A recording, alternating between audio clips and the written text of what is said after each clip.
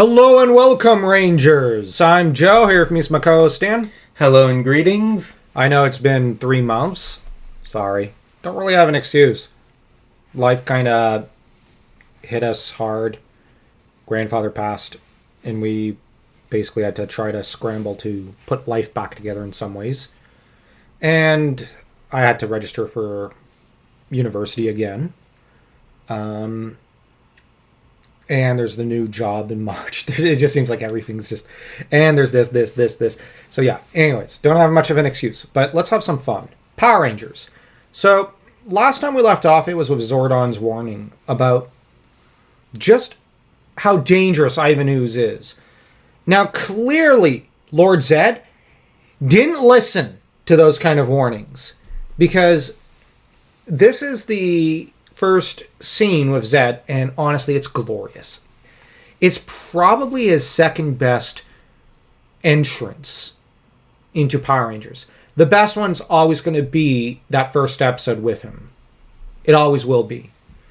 Because in Season 2, when he first appears like that, he takes the show by storm and raises the stakes.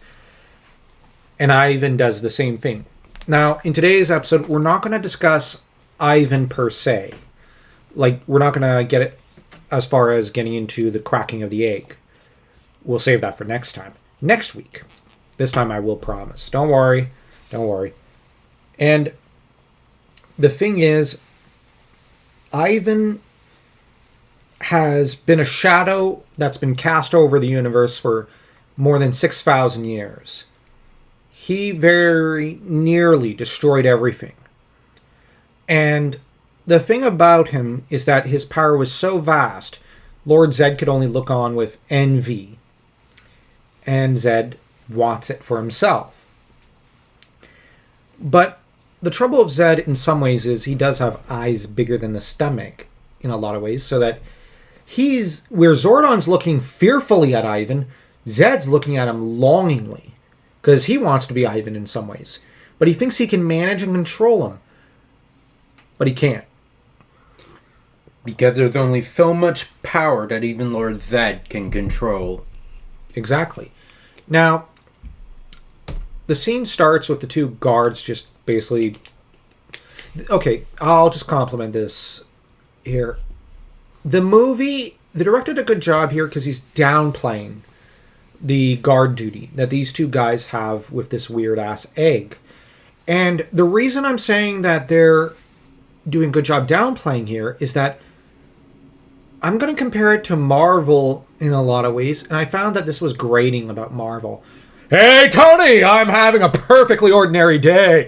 I'm doing nothing uncommon here, and just being ordinary. Like, that's the impression I kind of get even from Iron Man, where it's like, where's Tony? You know, when Obadiah goes to visit Tony at the one Stark building, it's like, you know he's inside. We don't need you to ask. Just go freaking in. This is the thing. Show us. Don't tell us. I hate the MCU. I'm sorry if you love it, but I hate it. I just don't understand the need to have the characters go, I'm having an ordinary time. Like, what the is that? What the heck is that? Or even even Bulk and Skull never really did that. Like, when you have, even in Iron Man 1, they're doing more of the Bulk Skull thing than Bulk and Skull ever did, you have a problem. And the guards here, what are they doing? Just quietly, they don't even have any dialogue at first. One guy just comes back with coffee, it seems, hands a cup to the other guy, and goes to sit down. We don't need more than that. We don't need, is the egg still there? You can see it. We don't need, hey, Jim, been here for hours? Yes, I have, John. No, we don't need that. We don't need to know who these guys are. You know what I mean? Like, sometimes, now, when I'm writing, I like to know even the guards, like the minor details about every secondary character, tertiary character, and every background character. But that's a novel. That's not a movie. And arguably, like, How I Met Your Mother could do things like that. Because it was a 9-season TV series that was almost more a cinematic novel than it was an actual TV series in some ways. Now, this cinematic novel experience thing is something Rodriguez later did and brought to his From Dusk Till Dawn season 1. And I love that. I think more directors need to look at their TV series and movies like that to an extent. But on the other hand, this need to be over the top and say, do you get the point? Do you get the point now? Is a weakness of the MCU. And they arguably stole the plot a few times, given Thanos, and given even their version of Apocalypse with X-Men First Class. Technically, they stole the plot from Power Rangers. Power Rangers 1995 did it first and did it better.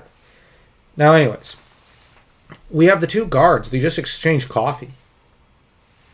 And the thing is, you then have Lord Zedd who just appears. And while the teleportation is more beautiful than it's ever been in the TV series, clearly the budget was well spent. I'm just saying. The budget was very well spent. And, you know, we get that weird sound. Whoosh. I like it. I really do appreciate that little touch.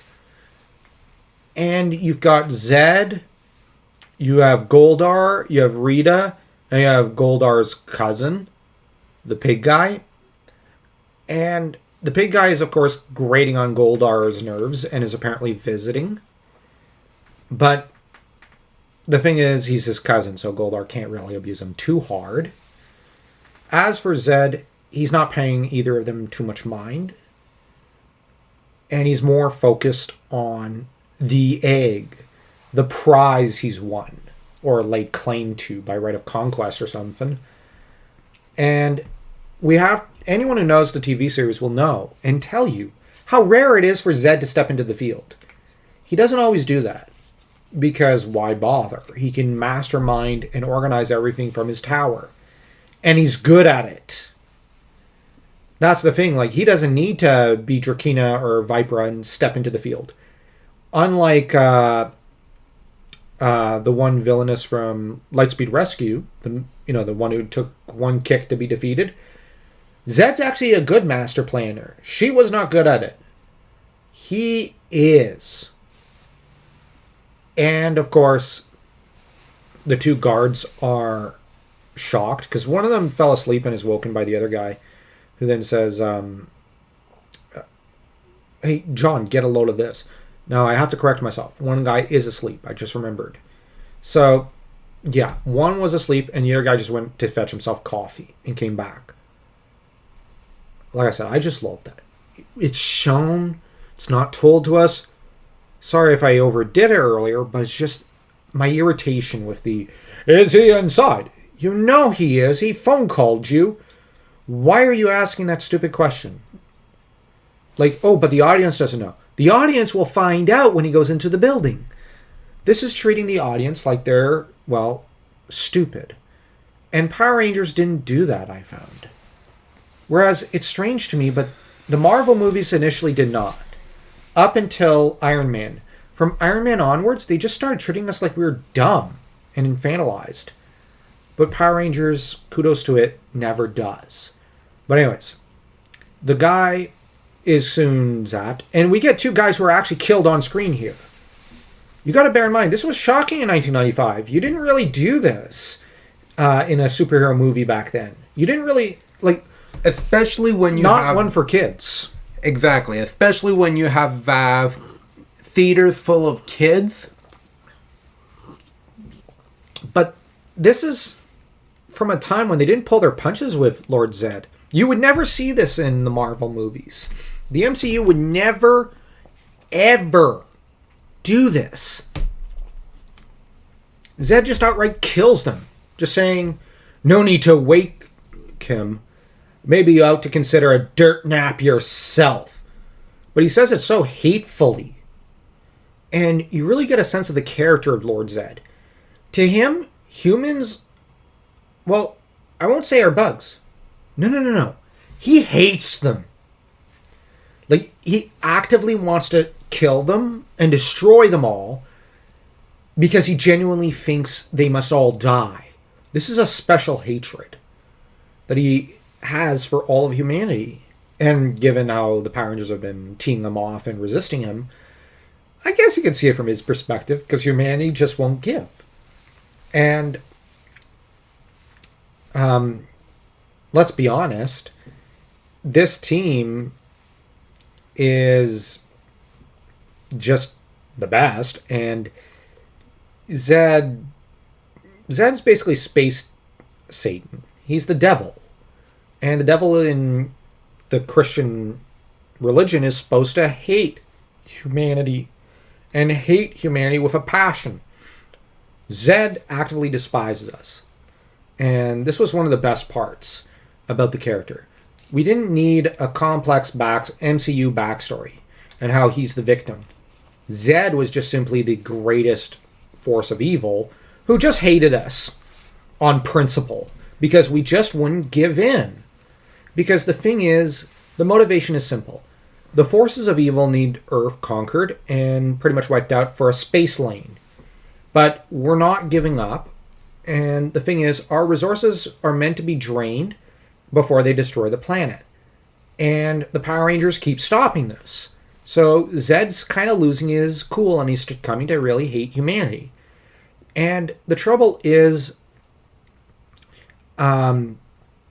he can't seem to even turn them against each other. And this is a tactic he loves. And it did work for him in the past. But the main team of Season 2, it's just not working with them. It's just not. And where Zedd was able to tire out Jason, Zach, and Trini, which is a really good accomplishment, let's not sugarcoat it, they were pretty great Rangers, it's just not working with this new team. So he needs a trump card.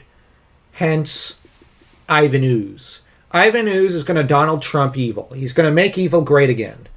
Mega. He's going to make evil great again.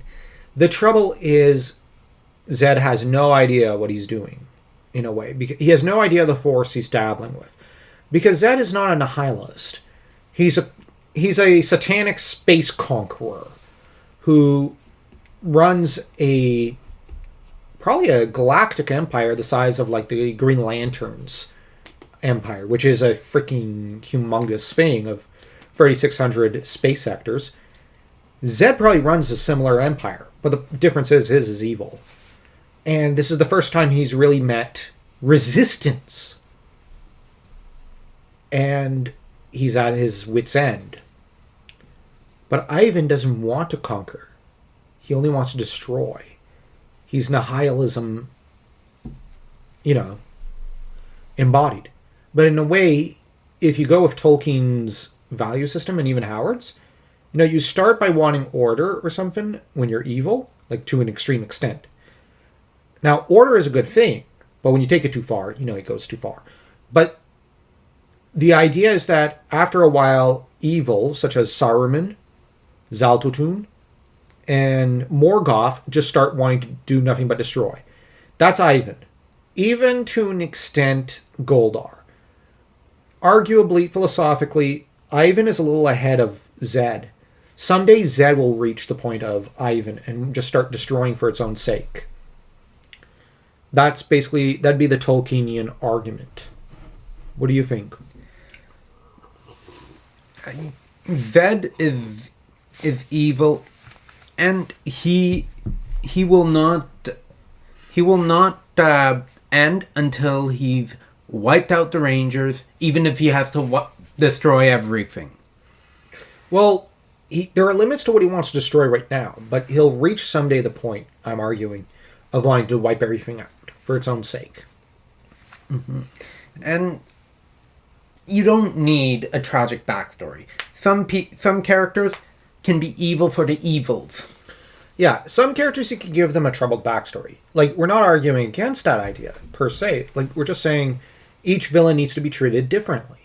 Zedd and Ooze work just fine. Same with Rita. You look at, say, the Silver or Titanium Ranger from Lightspeed Rescue. He started off a villain. He had a tragic backstory. Even Tommy had one, and they were villains. And it worked. Now, in their case, they had redemption arcs, which were really well written. Like, let's not sugarcoat it. They were really well written. But not every character needs that backstory. But anyways, tell us what you think in the comment section down below. Don't forget to smash that like and that subscribe button. We're almost at 400 subs. Let's try to get over, that stretch goal. And we're going to try to start releasing 3 videos a month again, because we really got to get back in shape with that.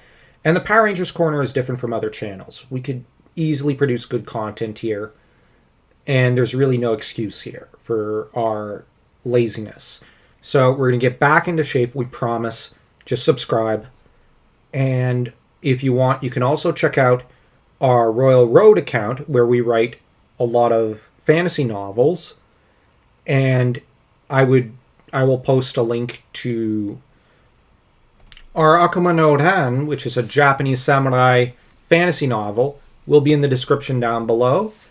So don't forget to check that out if you want to read what we write. It's actually gotten a bit of acclaim with some Japanese, so don't take our word for it. And do remember, once again, subscribe some more, and pass the video around. And remember, Rangers, may the power protect you!